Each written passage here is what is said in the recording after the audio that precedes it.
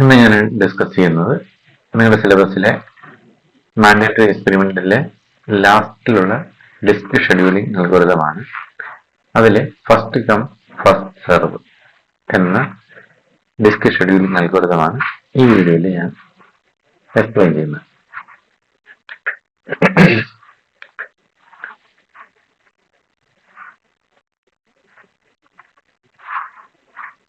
ഈ ഡിസ്ക് ഷെഡ്യൂളിംഗിലേക്ക് കടക്കുന്നതിന് മുമ്പ് ഈ സിസ്റ്റത്തിലെ ഹാർഡ് ഡിസ്കിന്റെ ഒരു സ്ട്രക്ചർ നിങ്ങൾക്ക് അറിയാമായിരിക്കും.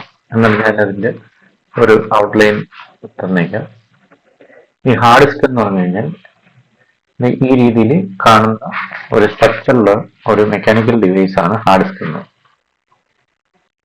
ഇതില് ഈ റൗണ്ട് ഷേപ്പിലിരിക്കുന്ന ഈ ഒരു പോർഷൻ അല്ലെങ്കിൽ ഒരു മെറ്റീരിയൽ എന്ന് പറഞ്ഞാൽ പ്ലേറ്റർ എന്ന് പറയും. അപ്പൊ ഈ പ്ലേറ്ററിലാണ് നമ്മൾ ഡാറ്റ സ്റ്റോർ ചെയ്ത് വെക്കുന്നത്. ഇങ്ങനെ കുറെ പ്ലേറ്റേഴ്സ് ഇങ്ങനെ ഒരു സ്പിൻഡില് ഘടിപ്പിച്ച് വെച്ചിട്ടുണ്ടായിരിക്കും. അതിന് രണ്ട് സൈഡ്, ഒരു പ്ലേറ്ററിന് രണ്ട് സൈഡ് ഉണ്ടാവും. ആ രണ്ട് സൈഡിൽ നമുക്ക് ഡാറ്റ സ്റ്റോർ ചെയ്ത് വെക്കാൻ പറ്റും.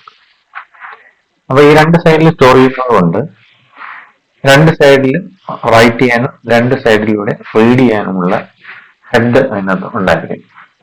ആ ഹെഡാണ് ഈ മാർക്ക് ചെയ്തിരിക്കുന്ന റീഡ് റൈറ്റ് ഹെഡ്. അത് അപ്പർ പോർഷനിലും ഉണ്ട്, ലോവർ പോർഷനിലും ഉണ്ട്. അപ്പൊ ഒരു പ്ലേറ്ററിന് രണ്ട് റീഡ് റൈറ്റ് ഹെഡ് ഓപ്പോസിറ്റ് സൈഡിലായിട്ട് ഇരിപ്പുണ്ട്. അങ്ങനെ എത്ര പ്ലേറ്റർ ഉണ്ടോ അത്രയും numbers of read write head ആ പ്ലേറ്ററിൽ ഉണ്ടായിരിക്കും. ഇനി ഈ പ്ലേറ്ററിൽ എങ്ങനെയാണ് ഇൻഫർമേഷൻ സ്റ്റോർ ചെയ്യുന്നത് എന്ന് വെച്ച് കഴിഞ്ഞാൽ, ഇതൊരു റൗണ്ട് ഡിസ്ക് ഷേപ്പിലാണ് ഇതിരിക്കുന്നത്. ഈ ഡിസ്ക് ഷേപ്പിലിരിക്കുന്ന ഈ പ്ലേറ്ററിൽ നമ്മളെ മാഗ്നറ്റിക് അയൺ ഓക്സൈഡ് മെറ്റീരിയൽ വെച്ചിട്ടാണ് നമ്മൾ ഇൻഫർമേഷൻ സ്റ്റോർ ചെയ്യുന്നത്.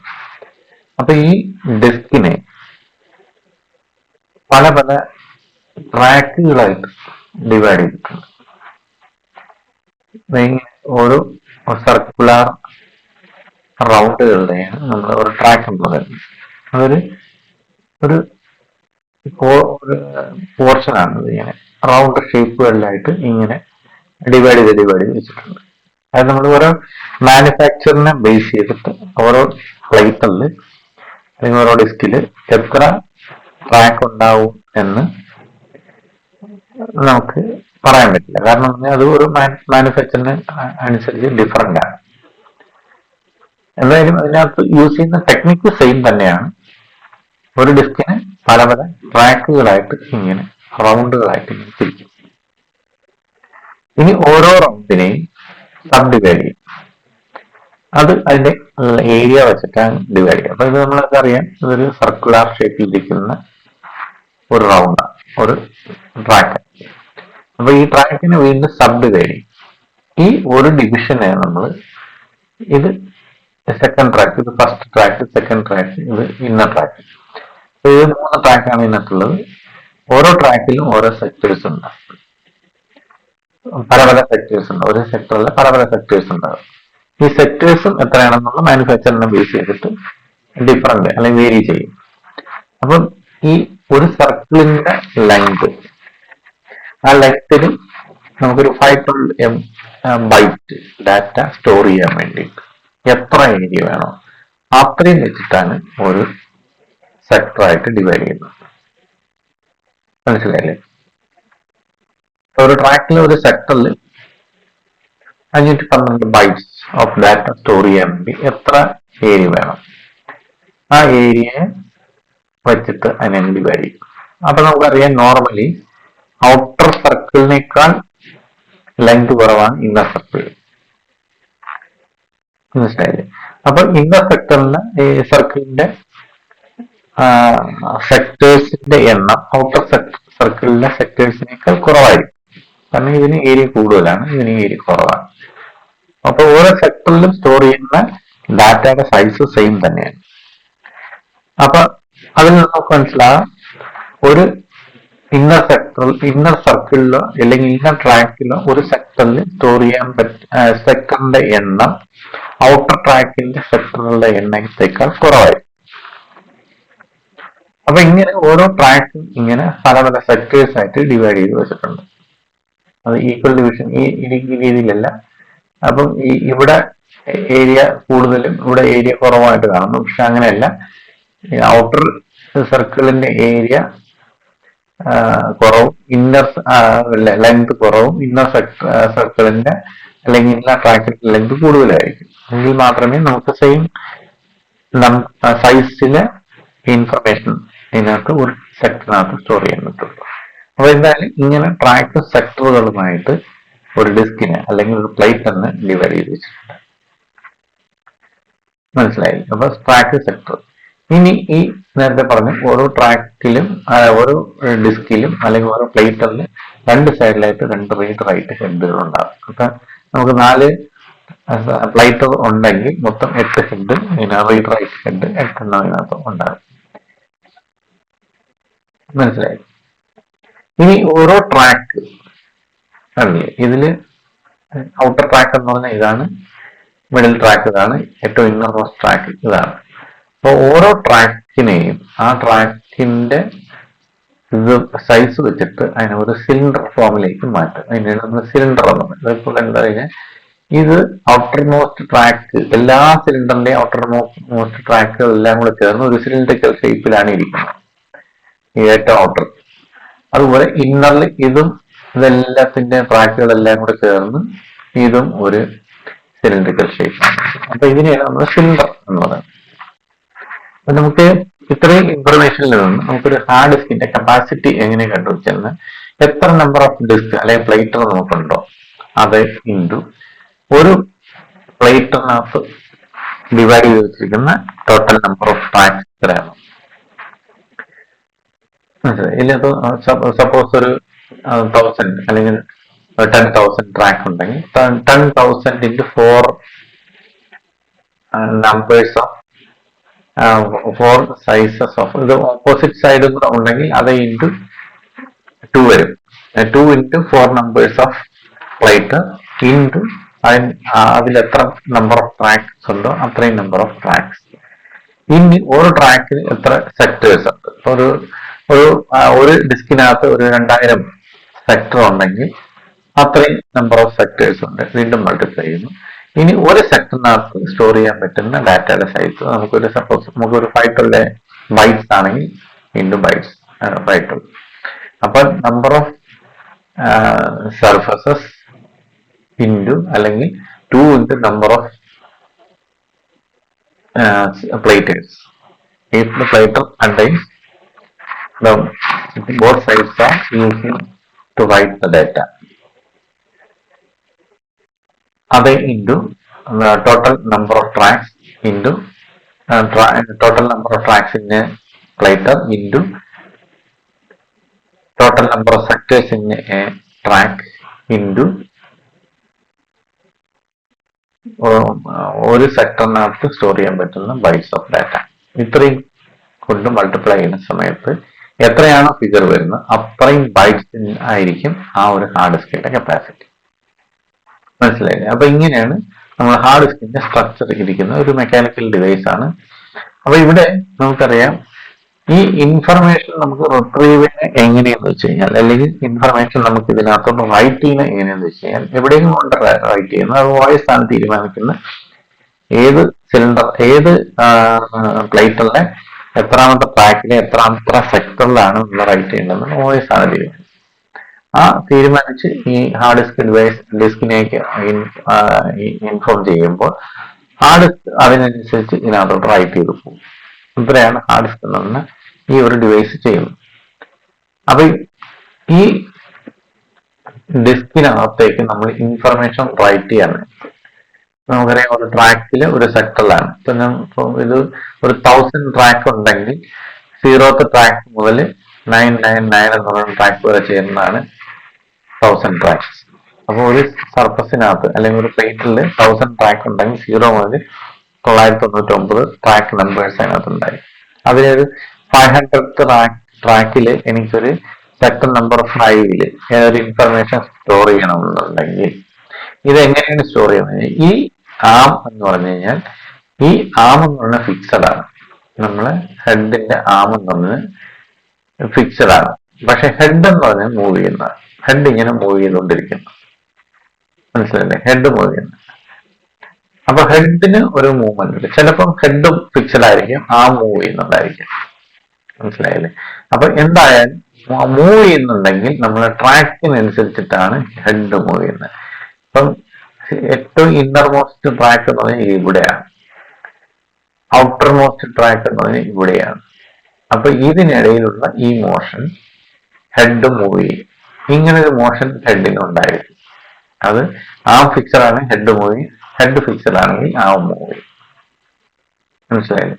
അപ്പൊ ഇങ്ങനെ ഒരു ഹെഡിന് ഒരു to and fro movement from the outermost track to innermost track and vice versa.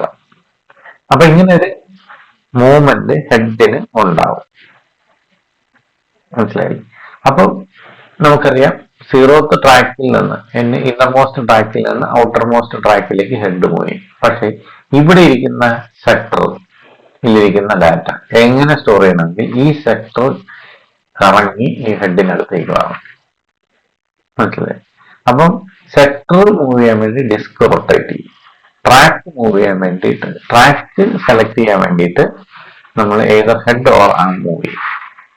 അപ്പൊ ഇങ്ങനെ ഒരു മൂവ്മെന്റ്, ഒന്ന് റൊട്ടേഷണൽ മൂവ്മെന്റ്, ഒന്ന് നമ്മളെ ലീനിയർ മൂവ്മെന്റുമാണ് നടക്കുന്നത്. അപ്പൊ രണ്ട് മൂവ്മെന്റ് ഈ മെക്കാനിക്കൽ ഡിവൈസിനകത്ത് ഉണ്ട്. അപ്പൊ ഇങ്ങനെയാണ് നമ്മൾ ഡാറ്റ റീഡ് ചെയ്യുന്നത്, റൈറ്റ് ചെയ്യുന്നത്. ഒരു പർട്ടിക്കുലർ ട്രാക്കിനെ ഏതെങ്കിലും ഒരു സെക്ടറിൽ റൈറ്റ് ചെയ്യാൻ പറയുമ്പോൾ ഇങ്ങനെ ഒരു മൂവ്മെന്റ് ആണ് നടക്കുന്നത്. ഇനി ഈ ഡിസ്ക് ഷെഡ്യൂളിംഗിൽ കയറുന്നതിന് മുമ്പ് നമുക്ക് ഒന്ന് രണ്ട് ഫാക്ടേഴ്സ് നമുക്ക് കണ്ടുപിടിക്കാം, അറിയണം. അതില് നമുക്കറിയേണ്ടത് ഒന്ന് എന്ന് പറഞ്ഞാൽ ഡിസ്ക് ആക്സസ് ടൈം. ഈ ഡിസ്ക് ആക്സസ് ടൈം എന്ന് പറഞ്ഞാൽ ഒരു 3 ഫാക്ടേഴ്സിനെ, ഇവിടെ 2 എന്നാണ് ഇരിക്കുന്നത്, ആക്ച്വലി ഇത് 3 ആണ്. 3 ഫാക്ടേഴ്സിനെ ഡിപ്പെൻഡ് ചെയ്തിട്ടാണ് ഇരിക്കുന്നത്. അതിൽ ഒന്ന് സീക്ക് ടൈം, ഒന്ന് rotational latency and the third is transfer time. ഇനി എന്താണ് ഈ seek time? Data disk access time എന്ന് പറഞ്ഞാൽ ഡിസ്കിൽ നിന്ന് ഒരു ഡാറ്റ നമുക്ക് ആക്സസ് ചെയ്ത് കൊണ്ടുവരേണ്ട ടൈം. അത് ഈ 3 ഫാക്ടേഴ്സിനെ ഡിപ്പെൻഡ് ചെയ്തിട്ടാണ് ഇരിക്കുന്നത്. ഒന്ന് seek time. What is seek time? Seek time എന്ന് പറഞ്ഞു കഴിഞ്ഞാൽ നമ്മൾ റീഡ് റൈറ്റ് ഹെഡ് അത് ഇരിക്കുന്ന അറ്റ് പ്രസന്റ് ഇരിക്കുന്ന പൊസിഷനിൽ നിന്ന് നമുക്ക് ഏത് ട്രാക്കിലേക്ക് ഇരിക്കുന്ന ഇൻഫർമേഷൻ ആണ് റീഡ് ചെയ്യേണ്ടത്, അല്ലെങ്കിൽ ഏത് ട്രാക്കിലേക്കാണ് റൈറ്റ് ചെയ്യേണ്ടത്, ആ മൂവ്മെന്റ്. അത് ഞാൻ നേരത്തെ പറഞ്ഞു, ഇവിടെ ഒരു ലീനിയർ മൂവ്മെന്റ് ഉണ്ട്. ട്രാക്കിൽ നിന്ന് ഔട്ടർ മോസ്റ്റ് ട്രാക്കിൽ നിന്ന് ഇന്നർ മോസ്റ്റ് ട്രാക്കിലേക്ക്, അല്ലെങ്കിൽ അതിന്റെ തിരിച്ച് ഇന്നർ മോസ്റ്റ് ട്രാക്കിൽ നിന്ന് ഔട്ടർ മോസ്റ്റ് ട്രാക്കിലേക്ക്. എന്തായാലും ഇവിടെ ഒരു ലീനിയർ മോഷൻ ഉണ്ടായിരിക്കും. ആ മോഷൻ, അതായത് ഹെഡ് നിലവിലിരിക്കുന്ന പൊസിഷനിൽ നിന്ന് നമുക്ക് ഡിസൈഡ് ട്രാക്കിലേക്ക് മൂവ് ചെയ്യാൻ എടുക്കുന്ന ടൈം, ആ ടൈമാണ് നമ്മളെ സീക്ക് ടൈം എന്ന് പറയുന്നത്. Time taken by the reader head to reach the desired track from the current position, അതാണ് സീക്ക് ടൈം. അപ്പം ഡിസ്ക് ആക്സസ് ടൈമിൽ ഒരു ഫാക്ടർ എന്ന് പറഞ്ഞാൽ സീക്ക് ടൈമാണ്. സീക്ക് ടൈം എന്താണെന്ന് മനസ്സിലാക്കാം. അടുത്തത് റൊട്ടേഷണൽ ലേറ്റൻസി. അത് ഞാൻ നേരത്തെ പറഞ്ഞു, ഹെഡ് ഇങ്ങനെ മൂവ് ചെയ്യുന്നു, പക്ഷെ അത് നമ്മളെ ട്രാക്ക് ഐഡന്റിഫൈ ചെയ്യാൻ വേണ്ടിയിട്ടാണ്. പക്ഷെ നമുക്ക് ഈ പറയുന്ന പൊസിഷനിൽ അല്ലാതിരിക്കുന്ന സെക്ടർ നമുക്ക് എങ്ങനെയാണ് കൊണ്ടുവരണമെങ്കിൽ ഇവിടെ ഒരു സർക്കുലർ മോഷൻ ഈ ഡിസ്കിന് ഉണ്ടാവുന്നു. ഈ ഡിസ്ക് റൊട്ടേറ്റ് ചെയ്യും.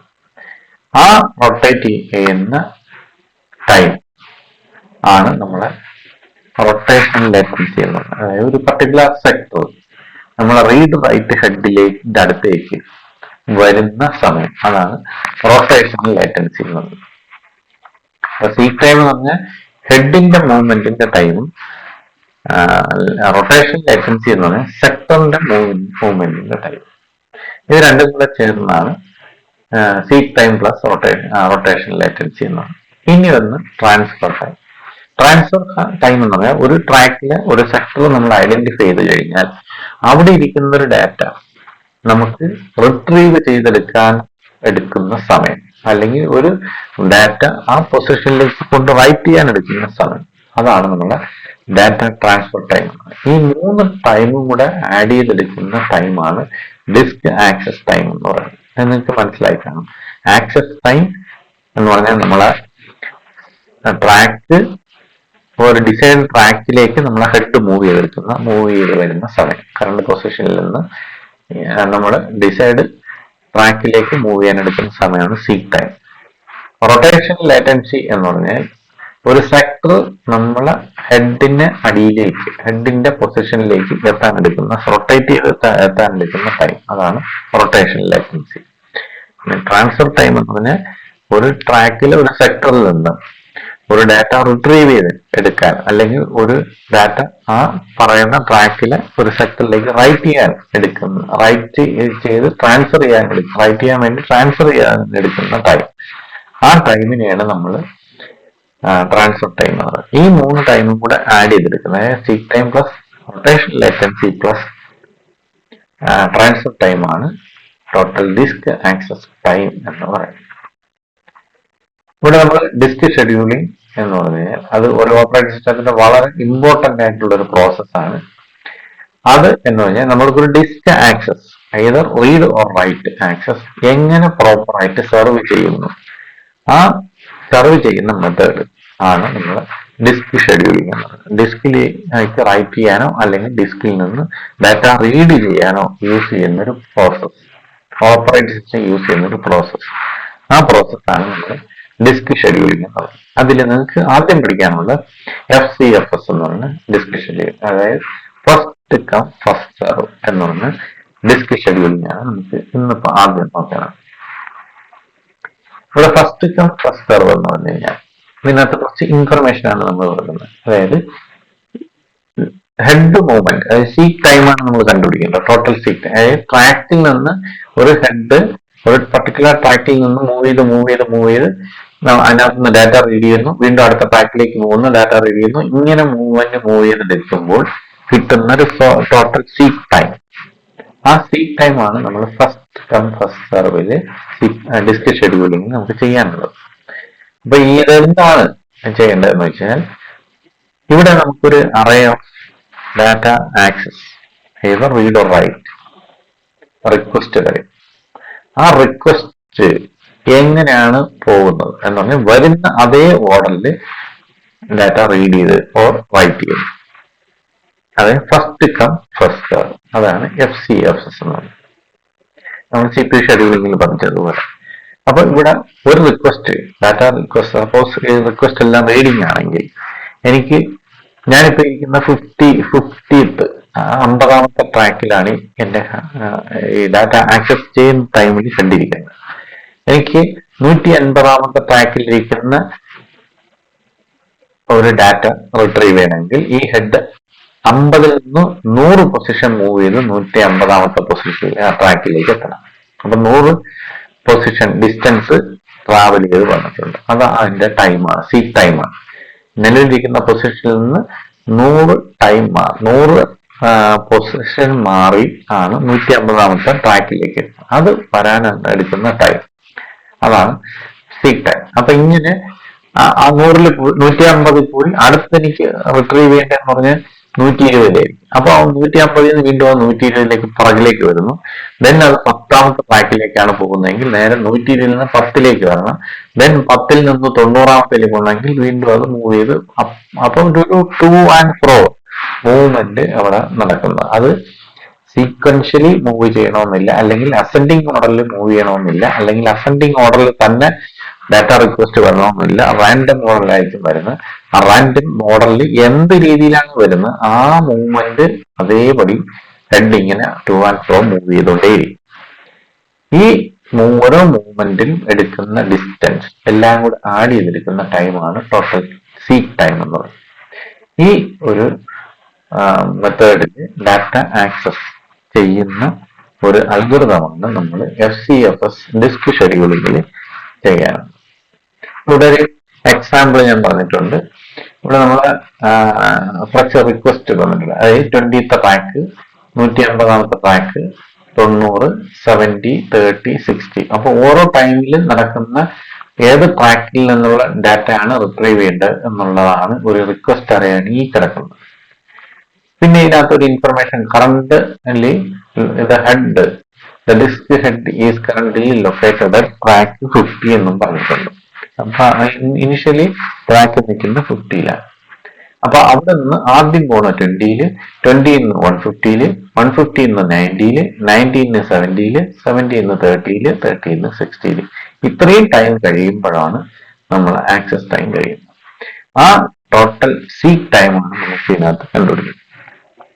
ഇത് നമ്മളൊരു എക്സലില് ഇൻഫർമേഷൻ സ്റ്റോർ ചെയ്തിട്ട് നമ്മളൊരു ലൈൻ ഗ്രാഫ് വരച്ചു കഴിഞ്ഞാൽ ഇതേ രീതിയിൽ ഇതിൽ നമുക്ക് മനസ്സിലാകും ഡിസ്ക് ഇനിഷ്യലി ഇരിക്കുന്ന ഇവിടെ 50ന്ന് അത് നേരെ പോകുന്ന 20ലേക്ക്, 20ന്ന് നേരെ പോകുന്നത് ഇവിടെ 150ലേക്ക്, 150ന്ന് നേരെ വീണ്ടും പറന്ന് വന്ന് 90ലേക്ക്, ഇവിടെ 90ന്ന് നേരെ അത് 70ൽ വരുന്നു, 70ന്ന് നേരെ 30ൽ വരുന്നു, 30ന്ന് നേരെ 60ലേക്ക് പോകുന്നു. അപ്പൊ ഇതൊരു ലൈൻ ഗ്രാഫ് വരച്ചു കഴിഞ്ഞാൽ ഇതേ മോഡലാണ്, ഇതേ രീതിയിലായിരിക്കാം നമ്മൾ ഹെഡ് മൂവ് ചെയ്ത് പോകുന്നത്. മനസ്സിലായില്ലേ? ഇതാണ് FCFS എന്ന് CPU ഷെഡ്യൂൾ അല്ല ഡിസ്ക് ഷെഡ്യൂൾ. ഇനി ഞാനൊരു എക്സാമ്പിൾ വെക്കുന്നു. ഇത് നമ്മൾ ആദ്യം എഴുതാം. അപ്പൊ ഇവിടെ നോക്കിക്കഴിഞ്ഞാൽ ഇവിടെ ഇനിഷ്യൽ ഹെഡ് പൊസിഷൻ 50 ആണ്, ദെൻ 20, 150, 90, 70, 30, 60. ഇതിന്റെ ഓരോ സീക്ക് ടൈം എങ്ങനെയാണ് കണ്ടുപിടിക്കുന്നത്? ഇനിഷ്യലി ഇരിക്കുന്ന ടൈം മൈനസ് അടുത്ത ഹെഡ് പൊസിഷനിലേക്ക് പോകുന്ന ടൈം. ഇതിപ്പം 50 മൈനസ് 20 എന്ന് ഇവിടെ 30 വന്നു. ഇനി 20 മൈനസ് 150 എന്ന് പറഞ്ഞു കഴിഞ്ഞാൽ അത് മൈനസ് 130 ആണ് വരേണ്ടത്. ആക്ച്വലി അത് മൈനസ് അല്ല ചെയ്യേണ്ടത്, ഇതിന്റെ അബ്സല്യൂട്ട് ഡിസ്റ്റൻസ് ആണ് നമ്മൾ എടുക്കുന്നത്. മനസ്സിലായില്ലേ? അബ്സല്യൂട്ട് ഡിസ്റ്റൻസ് നമുക്ക് സൈൻഡ് വാല്യൂ അല്ല വേണ്ട, അൺസൈൻഡ്. ആക്ച്വലി എത്ര ഡിസ്റ്റൻസ് ആണ് ട്രെയിൻ, അവിടെ നമ്മൾ നെഗറ്റീവോ പോസിറ്റീവോ ഒന്നും നോക്കേണ്ട കാര്യമില്ല. ആ ഡിസ്റ്റൻസ്, അതുകൊണ്ട് നമ്മൾ അബ്സല്യൂട്ട് ഡിഫറൻസ് ആണ് നമ്മളിവിടെ കാൽക്കുലേറ്റ് ചെയ്യുന്നത്. അപ്പം ആദ്യം 50 to 20, 30 distance, then 20 to 150, 130 distance, then 150 to 90, 60 distance, then 90 to 70, 20 distance, then 70 to 30, 40 distance, then 30 to 60, 30 distance. ഇതിന്റെ എല്ലാം കൂടെ ടോട്ടൽ ടൈം 310. ഇതാണ് ടോട്ടൽ സീക്ക് ടൈം. ഈ ഒരു ഡാറ്റ റിക്വസ്റ്റിന്റെ ഒരു ടോട്ടൽ സീക്ക് ടൈം എന്നത് 310. ഇനി അടുത്ത എക്സാമ്പിൾ ഇവിടെ വയ്ക്കുന്നു. ഇവിടെ നമ്മൾ ഇനിഷ്യൽ ഹെഡ് പൊസിഷൻ 100 ആണ്, 100ൽ 82ലേക്ക് പോകുന്നു, ഇത് 82ലേക്ക് പോകുന്നു. അപ്പോൾ അവിടെ ഒരു 18 ഡിസ്റ്റൻസ് ആണ് ട്രാവൽ ചെയ്യേണ്ടത്, അത്രയും ടൈമാണ് എടുക്കുന്നത്. അടുത്ത 82ൽ നിന്ന് 170ലേക്ക് പോകുന്നു, 170ലേക്ക് പോകുന്നു. അവിടെ നമ്മൾ 82 ഡിസ്റ്റൻസ് പോകുന്നു. ദെൻ 170ൽ നിന്ന് 43ലേക്ക് വരുന്നു. അവിടെ നമ്മൾ 127 ഡിസ്റ്റൻസ് ട്രാവൽ ചെയ്യുന്നു. ദെൻ അടുത്ത 43ൽ നിന്ന് 140ലേക്ക് പോകുന്നു. 43ന്ന് 140ലേക്ക് പോകുന്നു. ദെൻ 140ൽ നിന്ന് അടുത്ത 24ലേക്ക് പോകുന്നു. 24ൽ 60ലേക്ക് പോകുന്നു. 16ൽ നിന്ന് 190ലേക്ക് പോകുന്നു. അപ്പൊ ഇവിടെ ടോട്ടൽ ടൈം സീക്ക് ടൈം 628. അപ്പൊ ഇതാണ് നമ്മുടെ FCFS എന്ന് ഡിസ്ക് ഷെഡ്യൂളിംഗ് നടത്തുന്നത്. ഇത് നിങ്ങൾക്ക് മനസ്സിലായി കാണുമെന്ന് തോന്നുന്നു. ഇതെന്തായാലും നമുക്കൊന്ന് പ്രോഗ്രാം വഴി ഇംപ്ലിമെന്റ് ചെയ്ത് നോക്കാം. നമുക്ക് പ്രോഗ്രാം എഴുതാം. ഇത് വളരെ സിമ്പിൾ ആയിട്ടുള്ളൊരു പ്രോഗ്രാമാണ്. നിങ്ങൾക്ക് അത് അതിൻ്റെ അൽഗോരിതം പറഞ്ഞപ്പോൾ തന്നെ മനസ്സിലായി കാണും. വളരെ സിമ്പിളാണ് ഈ ഷെഡ്യൂളിങ്ങിൽ, അല്ലെങ്കിൽ ഈ വോയിസ് ലാബിൽ ഏറ്റവും സിമ്പിളസ്റ്റ് ആയിട്ടുള്ളൊരു പ്രോഗ്രാം എന്ന് പറഞ്ഞു കഴിഞ്ഞാൽ FCFS ഡിസ്ക് ഷെഡ്യൂളിംഗ് ആണ്. അപ്പോൾ നമുക്ക് എന്തായാലും പ്രോഗ്രാം എഴുതാം.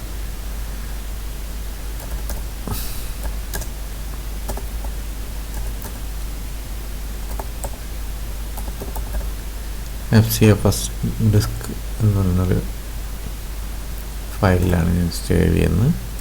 നമുക്കൊരു ഹെഡർ ഫയൽ നോർമലി ഉള്ള stdio.h ഇൻക്ലൂഡ് ചെയ്യാം. അത് മാത്രമേ നമുക്കുള്ളൂ. ഇനി മെയിൻ സ്റ്റാർട്ട് ചെയ്യാം.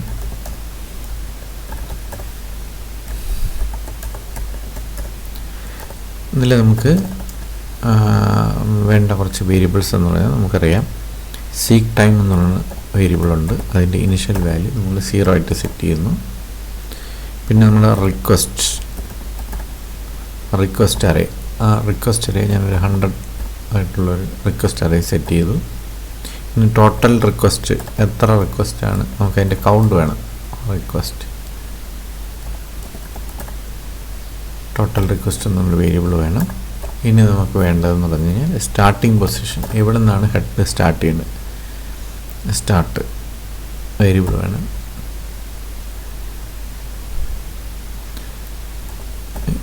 ഇത്രയും വെച്ച് നമുക്ക് തുടങ്ങാം. നമ്മൾ print of initial head position,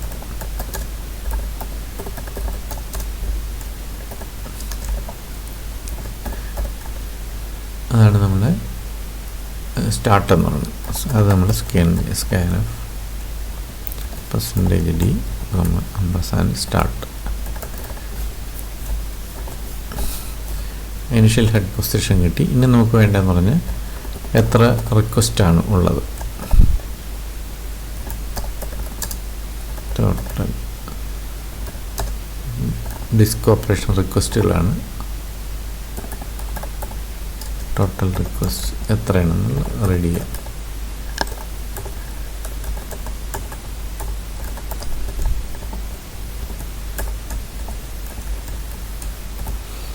നമ്മൾ ടോട്ടൽ റിക്വസ്റ്റ് എന്നുള്ള വേരിയബിളിലോട്ട് വയ്ക്കുക.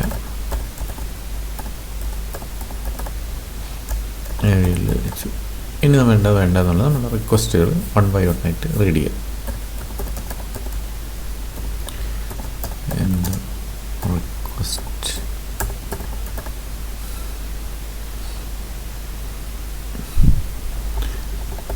ട്രാക്ക് റിക്വസ്റ്റ് എന്ന് നോക്കാം. ട്രാക്ക് റിക്വസ്റ്റ്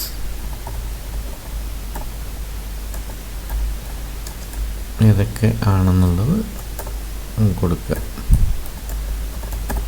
അപ്പോൾ നമുക്ക് അത് അറയിലോട്ടാണ് വെക്കേണ്ടത്. അപ്പോൾ നമുക്കൊരു ലൂപ്പ് എഴുതണം. i is equal to 0, i less than or equal to less than total request. 0യിൽ തുടങ്ങുന്നുണ്ട്, ലെസ് ദാൻ വരെ പോയ 1ലാണ് തുടങ്ങുന്നത്, ലെസ് ദാൻ ഒരു ഈക്വൽ ടു കൊടുക്കുക. അപ്പോൾ ഈ ഐ എന്നുള്ളൊരു വേരിയബിളിലൂടെ ഇവിടെ ഞാൻ ഡിക്ലെയർ ചെയ്ത് വെച്ചിട്ടുണ്ട്.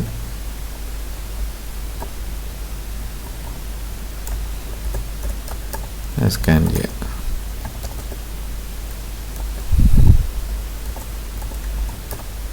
നമ്മൾ റിക്വസ്റ്റ് എന്ന് പറഞ്ഞാൽ അറയ്ക്കകത്തോട്ടാണ് വെക്കേണ്ടത്. ഇപ്പോൾ റിക്വസ്റ്റ് റീഡ് ചെയ്തു. ഇനി വേണ്ടതെന്ന് പറഞ്ഞാൽ നമ്മൾ ഇനി സീക്ക് ടൈം കണ്ടുപിടിക്കുക. പിന്നെ നമ്മുടെ ഹെഡ് പൊസിഷൻ, നമ്മുടെ ഹെഡ് മൂവ്മെൻറ്റ് നമുക്കറിയാം. നമ്മളിവിടെ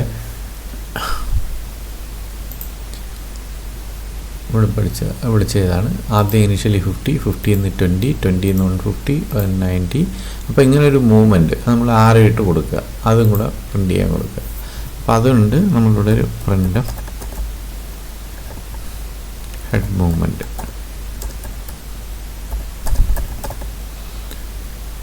ഹെഡ് മൂവ്മെൻറ്റ് അത് നമുക്കറിയാം. ഇനിഷ്യലി തുടങ്ങുന്ന സ്റ്റാർട്ടിൽ നിന്ന് അവിടെ നിന്ന് %d കൊടുക്കുക.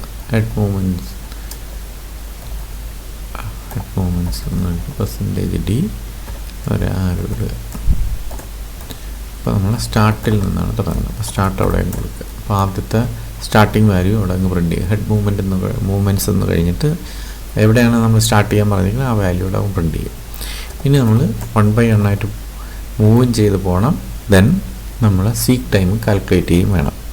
അപ്പോൾ i is equal to 0, i less than total request, then i plus plus.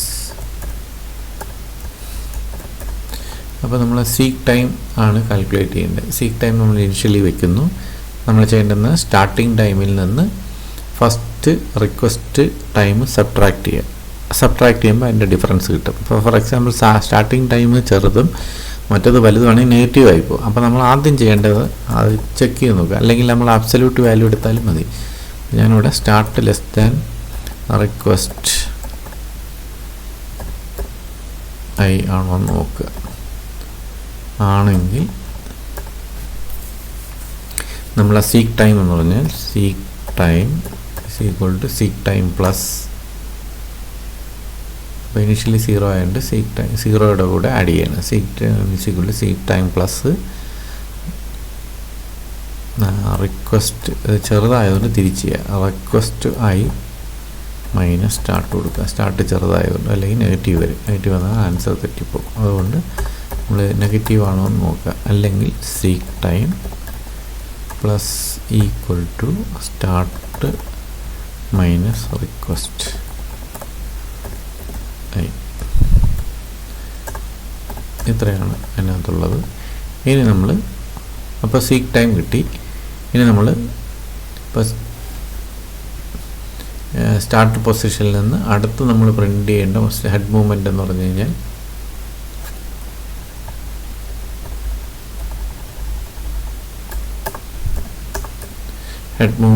കഴിഞ്ഞാൽ അടുത്ത നമ്മളിവിടെ നിന്ന് റിക്വസ്റ്റ് ഫസ്റ്റ് റിക്വസ്റ്റിനകത്തോട്ടാണ്. ആ റിക്വസ്റ്റിനകത്തോട്ട് പ്രിൻ്റ് ചെയ്യുക. %d ആരോ റിക്വസ്റ്റ് ആയി. അപ്പോൾ അതുകൊണ്ട് പ്രിൻ്റ് ചെയ്യുക. ഇനി നമ്മൾ അടുത്ത് പോകുമ്പോൾ ഈ റിക്വസ്റ്റ് നമ്മൾ സ്റ്റാർട്ടാക്കി വയ്ക്കുക. കാരണം കണക്ട് ചെയ്താണ് പോകുന്നത്. നിങ്ങൾക്ക് മനസ്സിലായി കാണും. അതായത് നമ്മളിവിടെ ആദ്യം ഇതിൽ നിന്ന് ഇതിലേക്ക്, അടുത്ത് ഇതിൽ നിന്ന് ഇതിലേക്ക്. അപ്പോൾ ഇതിന് ഈ രണ്ടാമതൊന്നിന് എടുത്ത് നമ്മൾ സ്റ്റാർട്ടാക്കി വയ്ക്കുന്നു. അടുത്ത 150 വയ്ക്കുന്നു. ദെൻ 150 സ്റ്റാർട്ടാക്കി വെച്ചിട്ട് അടുത്തതിലേക്ക് വരും. മനസ്സിലായില്ലേ? അപ്പോൾ ഓരോന്നും സ്റ്റാർട്ടിന് അടുത്ത വാല്യൂ വരുമ്പോൾ സ്റ്റാർട്ടിന് അടുത്തതിലേക്ക് വരും. സ്റ്റാർട്ടർ എന്ന് പറഞ്ഞാൽ ആ വാല്യൂ ആക്കി മാറ്റുക. അപ്പോൾ നമ്മൾ റിക്വസ്റ്റ് ഓഫ് ഐ സ്റ്റാർട്ടാക്കി വിടുന്നത്. അതിൽ നിന്നാണ് അടുത്ത ഇത് സബ്ട്രാക്ട് ചെയ്യുന്നത്. അപ്പോൾ ഇത് കഴിയുമ്പോൾ സീക്ക് ടൈം നമുക്ക് അതിനകത്ത് സീക്ക് ടൈമിനകത്ത് കാണും. അതിനെ അങ്ങ് പ്രിൻ്റ് ചെയ്യുക. Print total seek time is equal to %d seek time.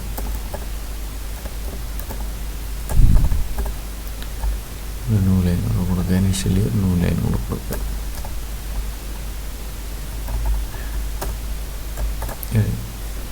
Save ചെയ്ത് നോക്കുക. അത്രയേ ഉള്ളൂ ചെയ്യാൻ.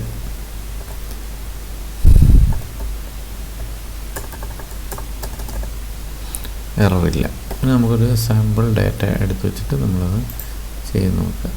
അപ്പോൾ ഈ ഡാറ്റ വയ്ക്കുകയാണ്. ./ഔട്ട് കൊടുക്കുക.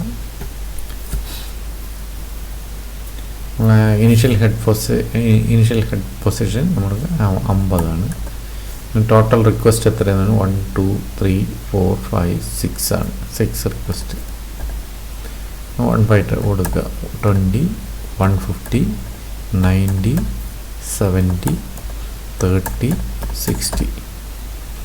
അപ്പോൾ നോക്കിക്കഴിഞ്ഞാൽ 50 to 20 20 to 150, then 150 to 90, 90 to 70, 70 to 30, 30 to 60. അപ്പോൾ ഇതാണ് നമ്മളെ ഹെഡ് മൂവ്മെൻറ്റ്സ് എന്ന് പറയുന്നത്. ടോട്ടൽ സീക്ക് ടൈം എന്ന് പറഞ്ഞാൽ 310. നമ്മൾ സെക്കൻഡ് എക്സാമ്പിൾ എടുത്ത് നോക്കുക. അതിൻ്റെ വാല്യൂ കൊടുത്ത് നോക്കുക.